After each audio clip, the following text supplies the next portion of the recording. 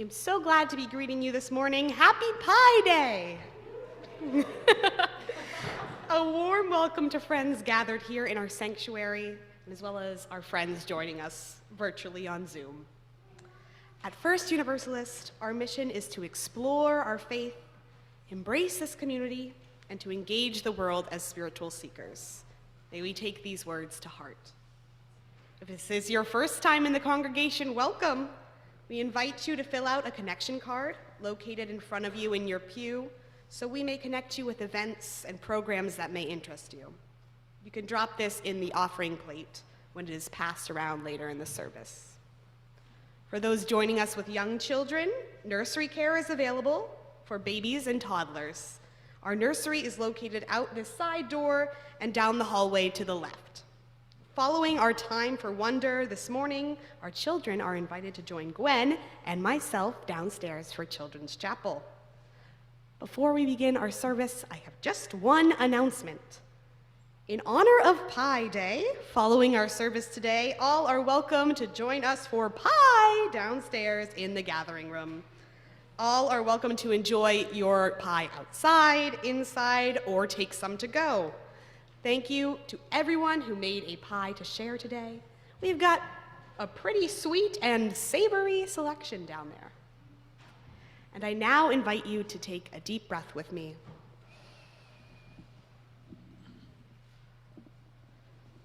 As we settle into this time together, our music director, Sam Chandler, will now lead us into worship. So I want to explain a little bit about this piece I'm about to play. It's called The Crab Canon by J.S. Bach. Called the Crab Canon because crabs move side to side. And what this piece is one musical line. The first one is regular, and the second one is what's called retrograde, which means it's exactly the same, but it starts at the end and goes to the beginning. So the second line is the same as the first line, but starts at the end of where the first line is and goes to the beginning. So they're mirrors of each other. So if you are feeling up to it, listen and try to hear how these two lines move through each other. This is Crab Canon.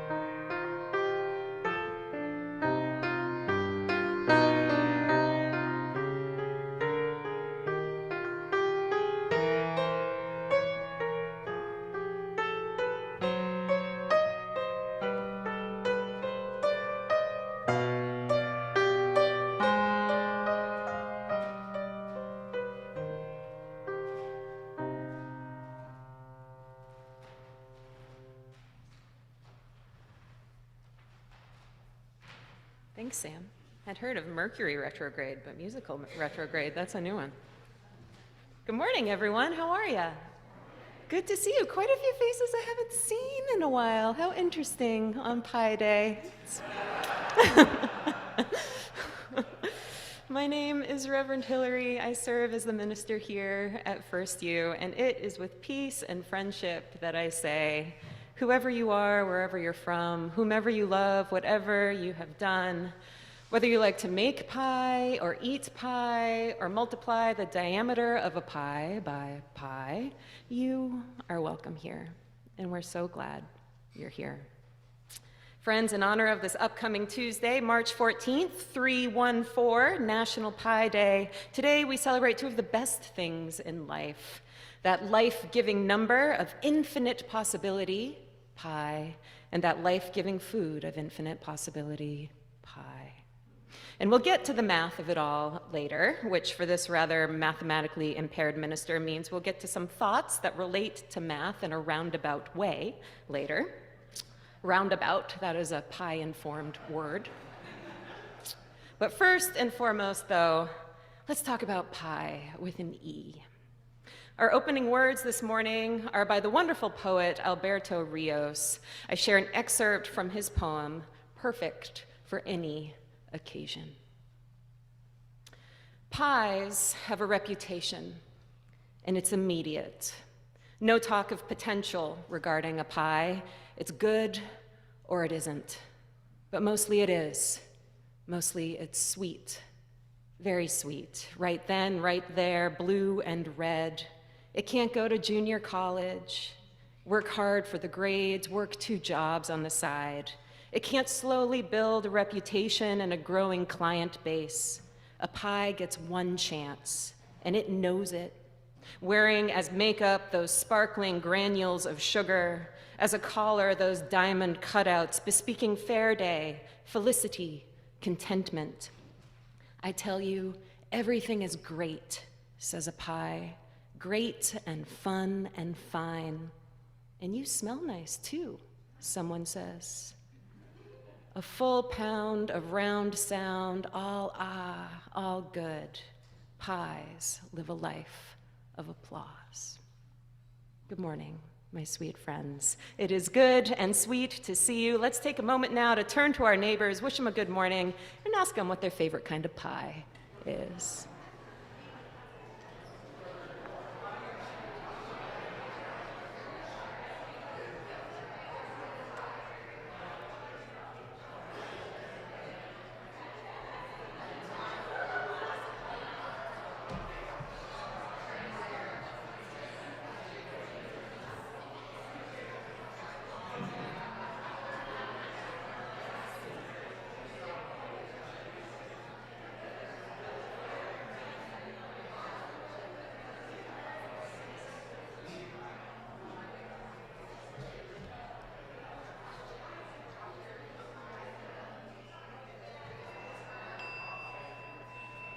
All right, my friends, will you rise in body and spirit with me now and join us in singing our opening hymn, number 108, My Life Flows On.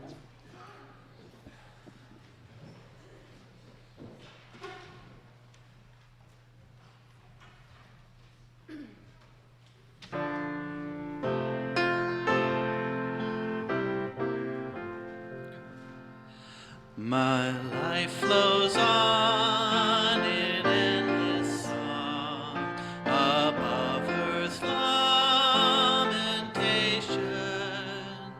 I hear the real, though far off hymn that hails a new creation.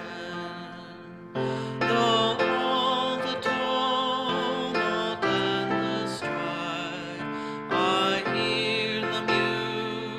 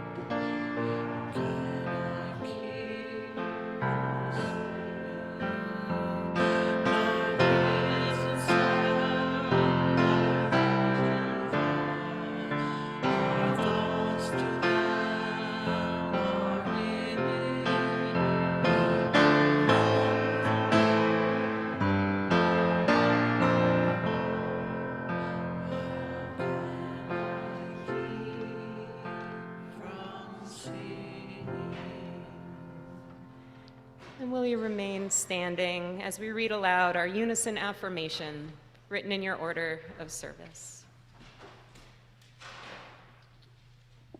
We are united in seeking to increase love with justice and to constitute a free church open to all people, mindful of our past and drawing upon modern knowledge.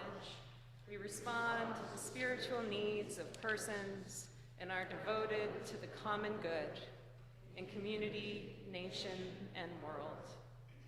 We cherish the integrity of each individual and search for truth with reason as our guide. We respect differences of opinion and strive to be a democratic community. We are concerned with this world and open to the future. And Gwen and Mack will now light our chalice.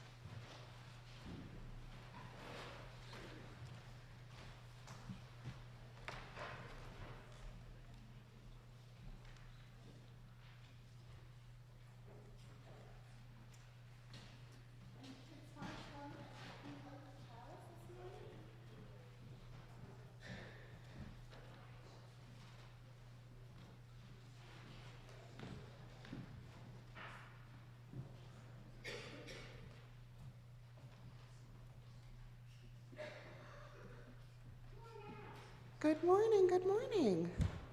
Oh, we got a whole crew. That's awesome. All right, so we're gonna light the chalice together and we'll say the chalice lighting words in our big loud voices. All right. We light our chalice in peace and friendship. Do you wanna blow it out? Nice, thank you. Okay, you can take a seat.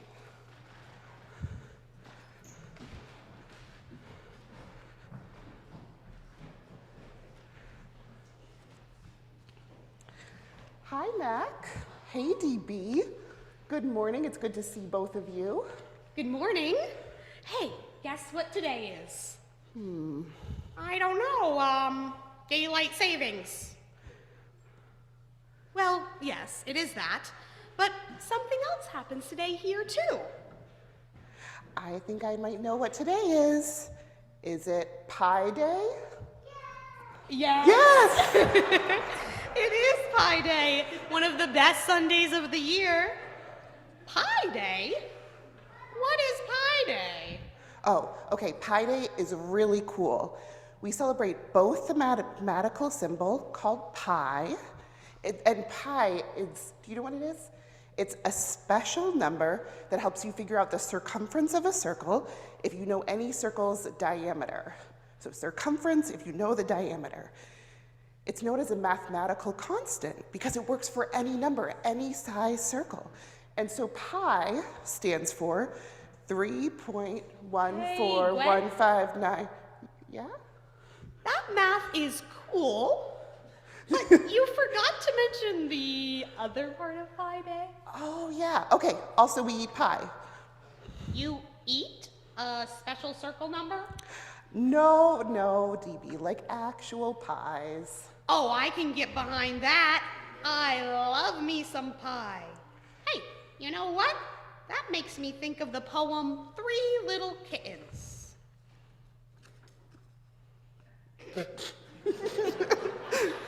How does that poem go again? Let me tell you. The three little kittens, they lost their mittens and began to cry. Oh, mother dear, we sadly fear that we have lost our mittens. What? You lost your mittens, you naughty kittens? Then you shall have no pie. Meow, meow, meow. You shall have no pie. Then the three little kittens, they found their mittens, and they began to cry, oh, mother dear, see here, for we have found our mittens. Put on your mittens, you silly kittens, and you shall have some pie. Purr, purr, purr. Oh, let us have some pie. Oh, I know that poem too. Anyone else? Yeah? Okay, it's kind of fun and silly, but that's not at all how Pi Day works at First U. It's not? No, at First U, Pi is for everyone. So it is with an open and welcoming heart that I say, whoever you are, wherever you are from, whatever it is you've done, whether you've lost your mittens, found your mittens, knit your own mittens, or can't wait for it to be spring and no longer need mittens, you are welcome to eat some pie. Yeah, Pi Day and our church and our Unitarian Universalist faith isn't about always doing things just right. We understand that we're humans, or monsters, or kittens, and sometimes we'll lose our mittens. But even when we lose our mittens, or even when something else goes wrong, we are still welcome to be part of our community and share some pie. All right, that makes sense to me. Now, when are we gonna eat some pie? Soon. Let's just first say our children's blessing and invite kids down to Children's Chapel. We are Unitarian Universalists, people of open minds, loving hearts, and helping hands.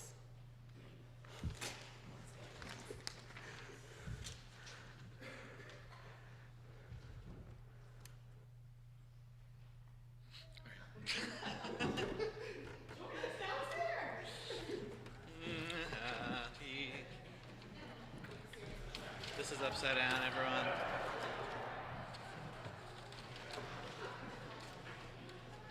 I'm good.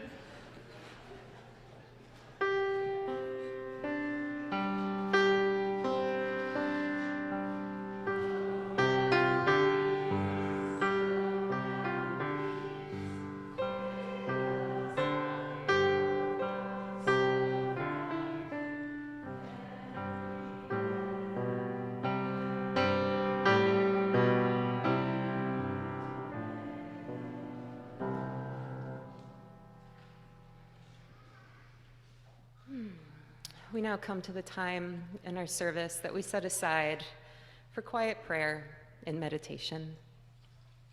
This can be a time to reflect on the events of the past week, look forward to what might come in the days ahead, offer a prayer of loving kindness to someone in need of loving kindness, or simply be here now in the fullness of this moment. Following our time of quiet, I'll ring a chime, and all will be welcome to come forward and light a candle for a joy, sorrow, or concern you have today. First, though, won't you join me in taking a deep, refreshing breath in, a calming breath out, and join me in a sacred time of silence.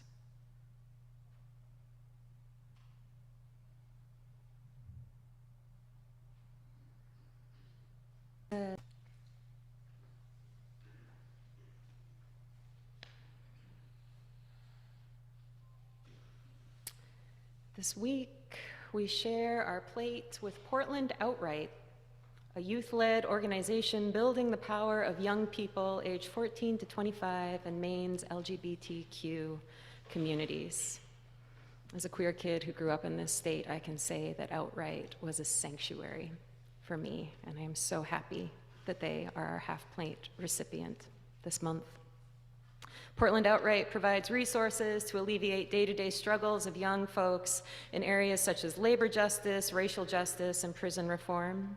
Using visual arts-based activism and community organizing, Outright creates spaces where young people are designing, steering, and participating in actions, campaigns, and community projects, which can lead to lifelong participation in movements for justice while cultivating the leadership of LGBTQ young people. For those in the sanctuary this morning, we'll be passing the offering plate to one another, and for friends gathered with us online, you can make your offering by clicking on the donate button in your order of worship. You can also make an offering by dropping a check in the mail. Thank you all so much for your generosity.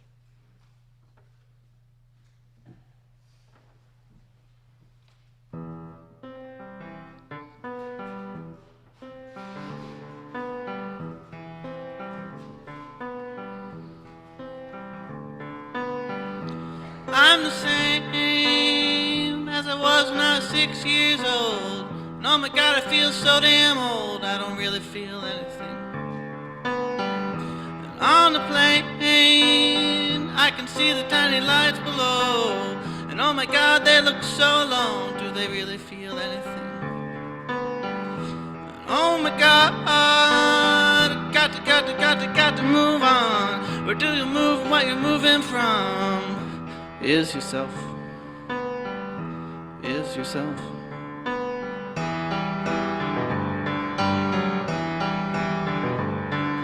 The universe works on a math equation that never even ever really ends in the end. Infinity spirals out creation, where on the tip of its tongue, and it is saying, well, we ain't sure where you stand. You ain't machines and you ain't land. And the plants and animals, they are linked. Plants and animals eat each other.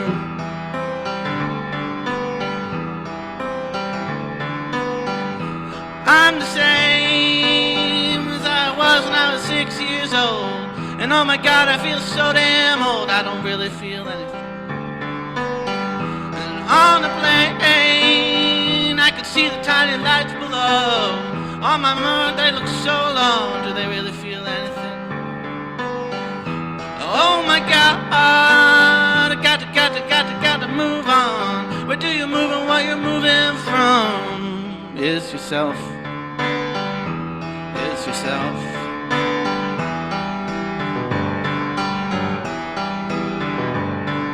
The universe works on a math equation that never even really even ends in the end. And the infinity spirals out creation, we're on the tip of its tongue, and it is saying, we ain't sure where you stand. You ain't machines and you ain't land. And the plants and the animals, they are linked. And the plants and the animals eat each other.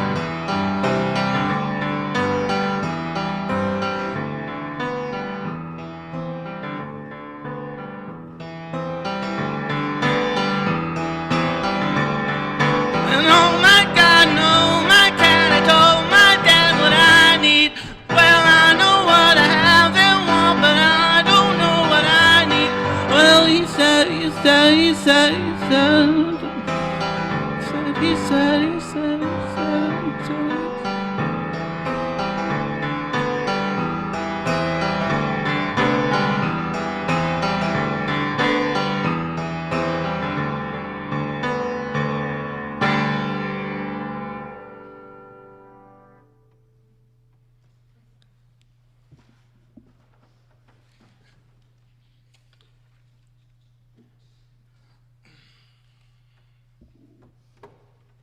And now for something completely different.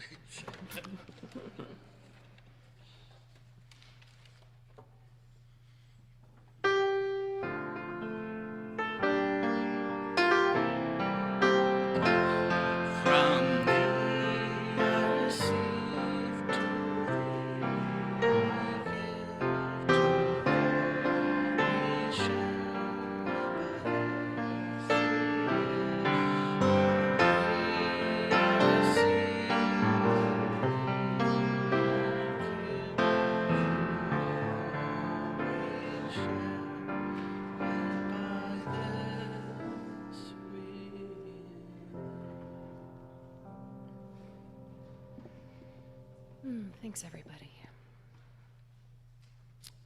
Our reading this morning is a poem by Brad Aaron Modlin, a professor of creative writing at the University of Nebraska. I share his poem, What You Missed That Day You Were Absent from 4th grade. Mrs. Nelson explained how to stand still and listen to the wind, how to find meaning in pumping gas, how peeling potatoes can be a form of prayer. She took questions on how not to feel lost in the dark.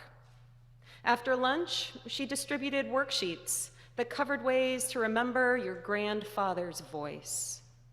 Then the class discussed falling asleep without feeling you'd forgotten to do something else, something important, and how to believe the house you wake up in is your home. This prompted Mrs. Nelson to draw a chalkboard diagram detailing how to chant the Psalms during cigarette breaks. and how not to squirm for sound when your own thoughts are all you can hear. Also, that you have enough. The English lesson was that I am is a complete sentence. And just before the afternoon bell, she made the math equation look easy. That one that proves that hundreds of questions and feeling cold and all those nights spent looking for whatever it was you lost and one person add up to something.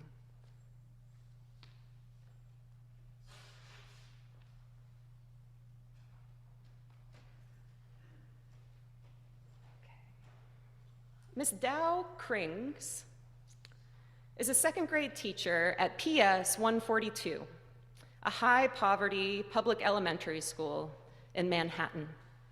Nearly 100% of the students at the school qualify for free lunch, and a large swath have never left the city, much less been in a car. Miss Krings, though, will let none of these obstacles stand in the way of learning, nor experiencing the wonder of the world. For Mrs. Krings' classroom is everywhere, and the lesson plan is everything. In matters of academic success, little has proved more impactful in the life of a student as money. There's the funding their school has access to, of course, but even more so, there's the income level to which the student belongs. Like everything, these two factors are deeply intertwined. One of the primary ways a public school receives funding is through property taxes, which in high-income communities is a sizable amount of money, and in low-income communities is not. And then there's standardized testing. Fill in the bubble tests that measure a student's comprehension level and also a school's adequate yearly progress. When students score well on these tests, a school is given access to grants and additional funding. When a school consistently fails to meet adequate yearly progress standards, their access to grants and funding is limited, and they must pay for more testing. After 5 years of failure to meet AYP standards, a school often risks closing altogether. Compound this broken system with the fact that by age 4, the average child in an upper middle class family has heard 35 million more words than a poor child, and well, we know who does well on the tests. PS 142 struggles to meet the adequate yearly progress as measured by standardized testing. And in an act of great bravery and vulnerability, rather than leaning hard into teaching to the test, the school administration instead promotes opportunities for experiential learning, trusting that making real-life experiences the center of academic lessons will improve reading and math skills. So instead, to succumbing to what's come to be known as the drill, kill, bubble fill method of education, repeatedly drill students on math and verbal skills, kill deviations from such core knowledge, and bubble fill, take the test, Ms. Krings teaches to the student, specifically to her students' lived experiences, senses of wonder, and desires to have fun. Along with designing her classroom around play and activity corners, Ms. Krings takes her second graders on several field trips each month. Field trips to the sidewalk. Yeah. There, they inspect parking meters and make sense of street signs. They visited the subway and multiple bridges. One day, they walked to the local hospital and were given a tour of the emergency room. Another time they went to an auto repair shop where, at long last, one kid who'd never before been in a car was able to sit in one, in every seat, front and back. In his story, A Field Trip to a Strange New Place, second grade visits the parking garage, New York Times reporter Michael Rinnerup joined Miss Krings' class for one of these excursions. Winnerup describes the walk to the garage. To be out of school on a sunny winter's day and walking to a municipal parking garage, it doesn't get any better than that. We're going to see a parking garage today, Ariana Flores told me. We're getting a good education. Cami Poom skipped the whole way. Alan Zhao thought it was hilarious to walk like Frankenstein. Evan Nunez, the smallest, hurried so he could be up front with Miss Krings. "There it is," shouted Julissa Germanson when they approached the garage. Students in Miss Kring's class often spend time hypothesizing, pausing midway in stories to piece together clues as to what might happen next, talking through experiments and math problems to imagine outcomes, and of course, predicting what they will find when they reach their field trip destinations. Before heading to the garage, the class spent some time considering how payment for the garage worked. And so, when they arrived at their destination that sunny February day, the students were primed for curiosity. They stood at the entrance of the garage and watched cars pull in, noticing that drivers stopped to press a green button on a machine that spit out a paper card. When they took the card, a gate lifted and they could drive into the garage. No money was exchanged. Perplexed on multiple counts as to how this whole system worked, the students pondered the evidence together. What was that card about? How did it open the gate? What about the money? They interviewed the parking attendant, who explained about timestamps and payment on the way out. "I knew it! I just knew it!" one of the kids exclaimed. "Payment on the way out!" After that, Winterup reports, well, there's just too much to tell it all. When they returned to their classroom, the kids were given time for self-directed learning and processing, building block replicas of the garage, complete with matchbox cars and racetracks, drawing standout moments from the trip, writing entries in a field trip journal, and working out answers to parking garage-related word problems. They never stopped chattering to one another, Winterup notes, and that is good, according to Ms. Krings. They're working together to resolve problems and developing their verbal skills, she said. Friends, I love this. I think it's so cool. I don't know why we don't all take field trips to the sidewalk all the time. I didn't know a thing about PS 142 or Miss Kring's field trips to the sidewalk until I picked up Temple Grandin's most recent book, Visual Thinking: The Hidden Gifts of People Who Think in Pictures, Patterns, and Abstractions. Grandin lifts up Miss Kring's pedagogy as the sort of educational approach that's needed now more than ever. While Visual Thinking is first and foremost a book about different learning styles and the necessity for educators not just to support but value natural, inherent, and vast neurodiversity of human beings, it is also a razor-sharp critique of the American public school system. It was in Grandin's book that I first read the phrase drill, kill, bubble fill, and learned of the abysmal rates of math and verbal competency in high school students, and found out that while college enrollment is down sharply in the humanities and up in STEM, science, tech, engineering, and math, student dropout rates in STEM degrees have skyrocketed to levels never before seen in higher ed.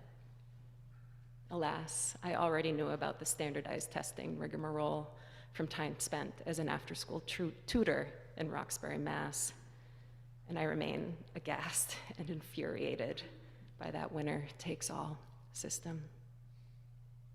Temple Grandin, an inventor, writer, and professor of animal science, is autistic. Though she has certainly faced and overcome some big obstacles in her life, she remains eternally grateful that she did not attend school in the age of standardized testing. Back when I went to school, she writes, shop class was the highlight of my day.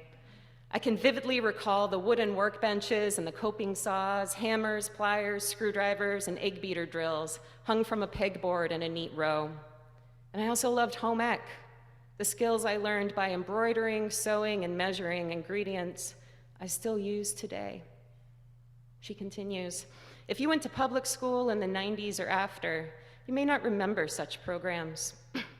In 2001, Congress passed the Education Reform Bill, known as No Child Left Behind, intended to raise national academic standards through comprehensive testing. It decimated classes that didn't lend themselves to the standardized tests. While Grandin has grave concerns about the long-term systemic impacts of standardized testing, she also takes issue with the expectations and requirements of the American school system as a whole, particularly math requirements, particularly algebra, which is why I picked up visual thinking in the first place. After reading an excerpt from the book in The Atlantic called Against Algebra, a stance to which I certainly relate, I felt that Grandin was onto something. From her position of celebrating our natural neurodiversity and learning styles, Grandin places much of the blame on our dropout rates and low competency levels, not to mention student anxiety, depression, and listlessness, on algebra. You laugh. Algebra is a class typically required freshman year and is a form of math not easily grasped by visual or verbal thinkers, which is the vast majority of us, and 2 of the 3 types of neuroprocessing. The third type, spatial thinkers, lend themselves perfectly to algebra, an abstract math that's invisible. If you want to learn more about these 3 types of thinking, visual, verbal, and spatial, check out Temple Grandin's book. She goes into detail about all of them and even provides a test you can take to find out if you lean more in one thinking direction or another. Spoiler alert, most of us are a mix of visual and verbal thinkers with a splash of spatial. Visual thinkers work with their hands, understand through experience, learn through pictures, are likely masters at assembling IKEA furniture. Verbal thinkers learn and process through words, heard, read, spoken. And spatial thinkers see the world in patterns, processes, and abstractions. I read a lot about spatial thinking, and I don't even get it. I don't even get what it is, so that's where I'm at with that. Though many of us, not necessarily us, many people make it through algebra class okay, many people don't. I, for instance, passed Algebra 1 by sheer luck with a D+, a story I've shared on previous Pi Days. The abridged version, my teacher liked me and didn't want to see me end up in a remedial math class, so he upped my algebra average as a Christmas present my freshman year. I would have capital F failed, like failed, had he not done so. And once I got out of that class, I never looked back.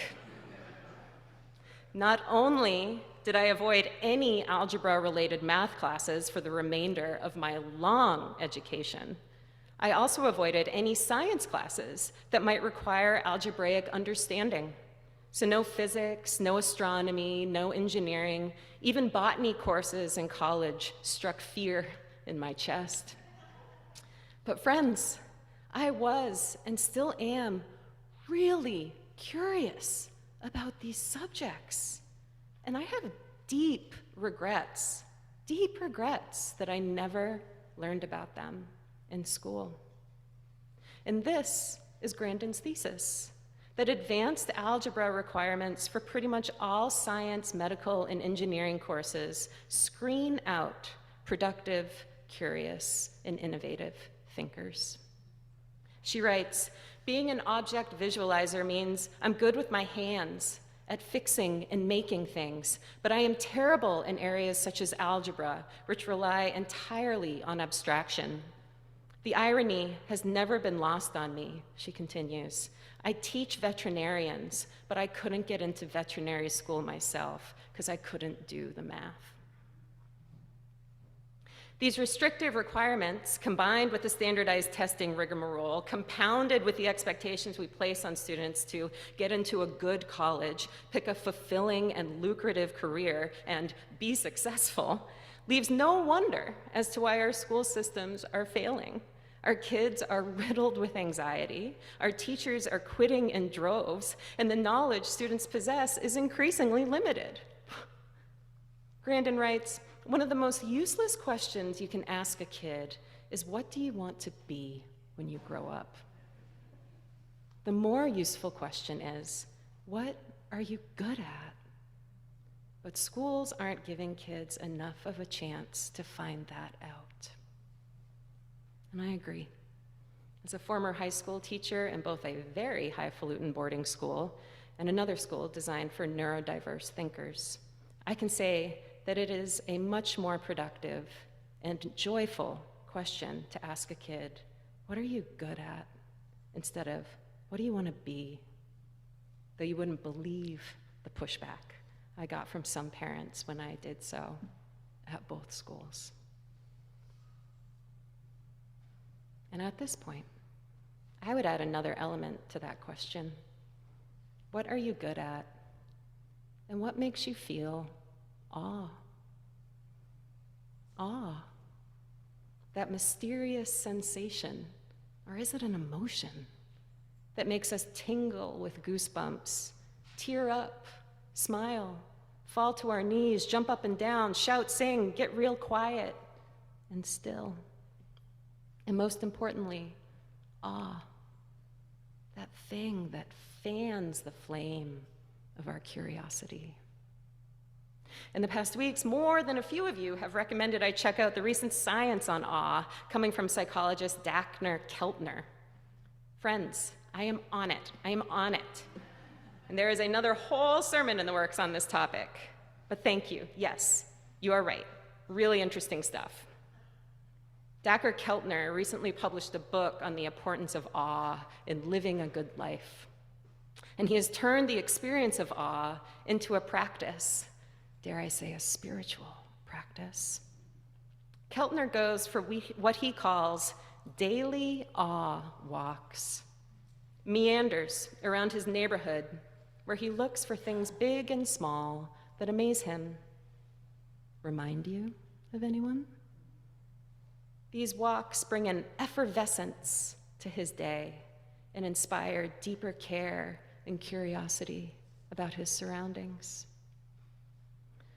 Friends, in our country right now, we are pretty obsessed with assigning things boxes, keeping pathways narrow, and eradicating possibilities for diversity in thinking, being, learning, teaching, questioning, loving. We're all guilty of it in one way or another. Why? Why? Fear of change, of shifting power, of uncertainty, vulnerability. Sure. But on this Pi Day, a day that honors a number that is inherently unknowable, limitless, and life-giving, let's take a stance against boxes and bubbles and get real about the irrepressible vastness of life. What are you good at? What are you good at? What gives you awe? When was the last time you took a field trip to the sidewalk, and what did you find there? How did you process it all when you went home? Through box checking and bubble filling? Through visuals and verbs? Through space and play? Ask yourselves and those you love these questions. Over a piece or three of pie, even. There's no wrong answers, just life. The limitless, unknowable, sweetness, goodness, and awe of life. Blessed be this life, and amen.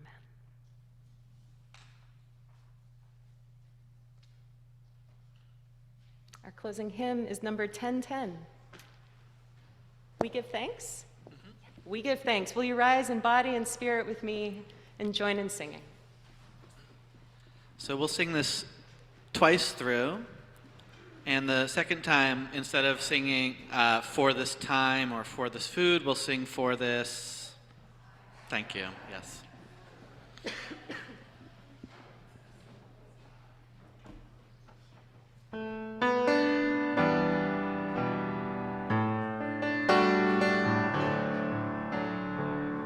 Oh, we give thanks for this precious day, for all gathered here and those far away, for the time we share with love and care. Oh, we give thanks for this precious day.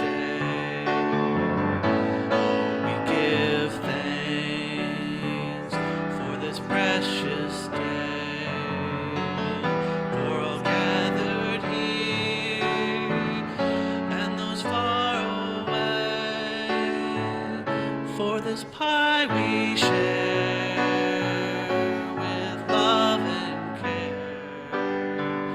Oh, we give thanks for this precious day. You may be seated. We hope you will all join us for a field trip down to the gathering room to eat some pie following our service. You're welcome to enjoy it inside or outside or take it to go, whatever you need.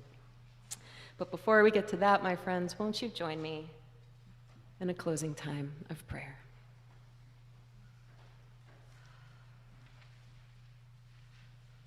May all beings be free of suffering and the causes of suffering. May all beings experience profound joy in the causes of profound joy. And may all beings be free, free to learn, free to ask, free to be, and free to love. Let it be so. Will you join me in the words of our unison benediction? For those who come here seeking God, may God go with you. For those who come embracing life, may life return your affection. For those who come to seek a path, may a way be found and the courage to take it step by step. Amen. Go in peace, my friends. Enjoy some music, and we'll see you downstairs.